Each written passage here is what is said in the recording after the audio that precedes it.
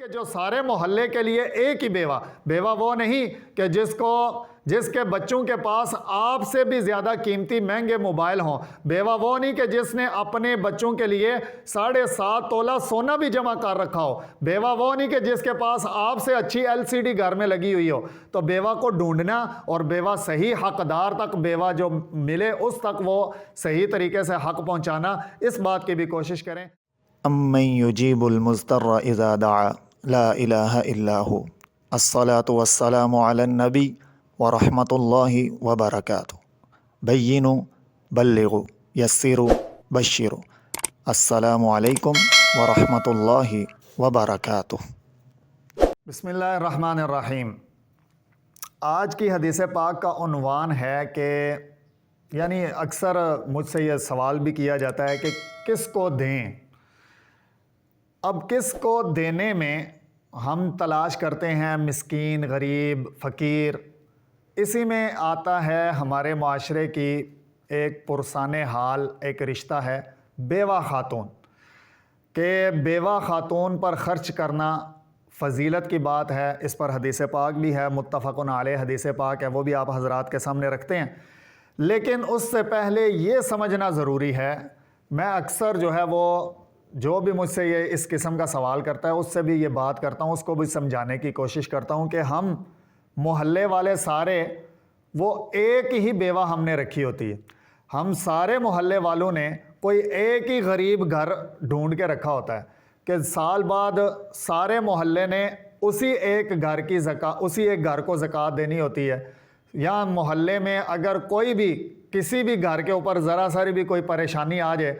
بیٹا بیمار ہو گیا تو انڈا وار کے اسی گھر میں جائے گا، بیٹا بیمار ہو گیا تو صدقے کے پیسے اسی گھر میں جائیں گے، کوئی پریشانی آ گئی ہے، تکلیف آ گیا، مصیبت آ گئی ہے تو ہر قسم کی سہولت جو ہے وہ اسی گھر میں جائے گی۔ اب وہ گھر والے جو ہیں ان کے وارے نیارے ہوئے ہوتے ہیں۔ تو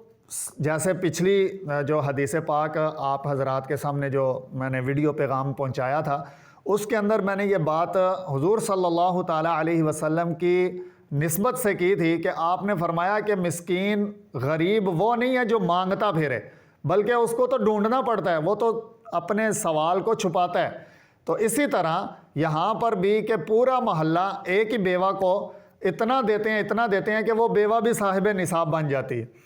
وہ بیوہ اس کے پاس اتنے پیسے جمع ہو جاتے ہیں کہ وہ یعنی شریعت کہتی ہے کہ اب تم نے بھی زکوٰۃ دینی ہے۔ تو وہ شریعت کی نظر میں، اب یہ میرے سامنے کا واقعہ ہے ہمارے یہاں قریب میں، تو وہ مجھے فون آیا کہ قاری صاحب مجھے محلے والوں نے جو اتنے پیسے دیے ہیں کہ میرے پاس اتنی اماؤنٹ جمع ہو گئی ہے، تو کیا اب میں نے بھی زکوٰۃ دینی ہے؟ اور یقین جانیں کہ وہ اس خاتون نے جو رقم بتائی تھی وہ لاکھوں میں تھی، کہ مجھے اس سال لاکھوں میں زکوٰۃ موصول ہوئی ہے، تو کیا اب میں اس کے اوپر بھی زکوٰۃ جو میرے پاس جمع ہو گیا اس پر بھی زکوٰۃ دوں؟ تو وہ بہرحال ایک الگ مسئلہ ہے، حولان حول سال گزرنا ضروری ہے، لیکن ہمیں جو ہے وہ دیکھ بھال کر حقدار تک حق پہنچانا ضروری ہے۔ آج کل ہمارے ملک سے یعنی پاکستان جو ہے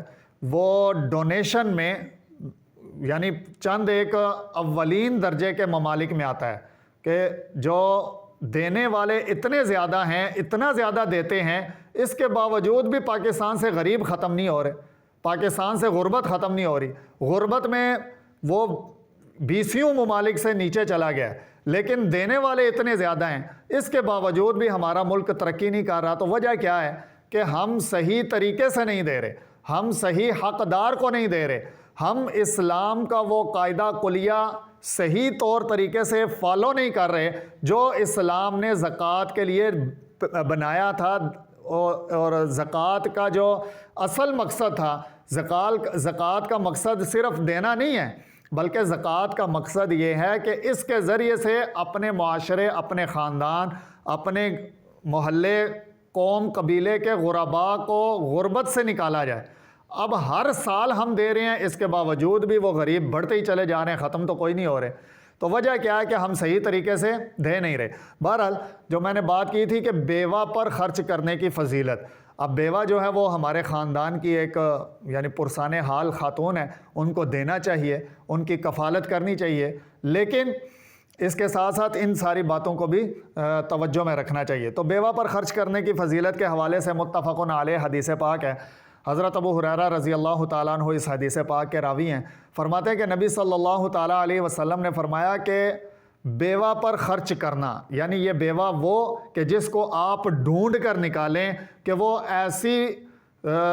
پوشیدہ چھپی ہوئی کہ جس نے کبھی کسی کے سامنے ہاتھ نہیں پھیلایا، جس نے اپنی بیوگی میں اپنے بچوں کی پرورش کرنی ہے، جس نے اپنی بیوگی میں اپنے بچوں کی تعلیم اور اپنے بچوں کی شادیوں کے خرچے برداشت کرنے ہیں، ایسی بیوہ کو ڈھونڈنا اور اس کے اوپر پھر خرچ کرنا اور اس کی ضروریات کو پورا کرنا، یقین جانیے ایسا کرنے پر پھر آپ کو جو دلی اطمینان اور دلی سکون حاصل ہوگا وہ آپ کو اندر کی آپ کی اپنی کیفیت بتائے گی کہ تو نے اپنا مال صحیح حقدار تک پہنچا دیا ہے۔ تو حضور صلی اللہ علیہ وسلم نے فرمایا کہ بیوہ پر خرچ کرنا جہاد کرنے سے زیادہ فضیلت رکھتا ہے، بیوہ پر خرچ کرنا لمبی لمبی رکعتیں قیام کرنے سے زیادہ فضیلت رکھتا ہے، بیوہ پر خرچ کرنا روزہ ہمیشہ ساری زندگی جو بندہ روزہ رکھے اس کے اس روزہ رکھنے سے زیادہ فضیلت رکھتا ہے بیوہ پر خرچ کرنا۔ اور جو افطار پارٹیز ہوتی ہیں، روزہ داروں کو افطار کروایا جاتا ہے،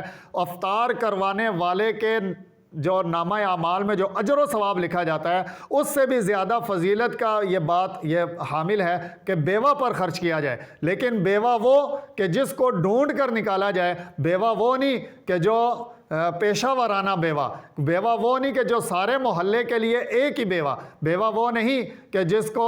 جس کے بچوں کے پاس آپ سے بھی زیادہ قیمتی مہنگے موبائل ہوں، بیوہ وہ نہیں کہ جس نے اپنے بچوں کے لیے 7.5 تولہ سونا بھی جمع کر رکھا ہو، بیوہ وہ نہیں کہ جس کے پاس آپ سے اچھی LCD گھر میں لگی ہوئی ہو۔ تو بیوہ کو ڈھونڈنا اور بیوہ صحیح حقدار تک بیوہ جو ملے اس تک وہ صحیح طریقے سے حق پہنچانا، اس بات کی بھی کوشش کریں۔ اللہ پاک ہمیں صحیح دین کو سمجھ کر اور اس پر عمل کرنے کی توفیق عطا فرمائے۔ جزاک اللہ خیرہ۔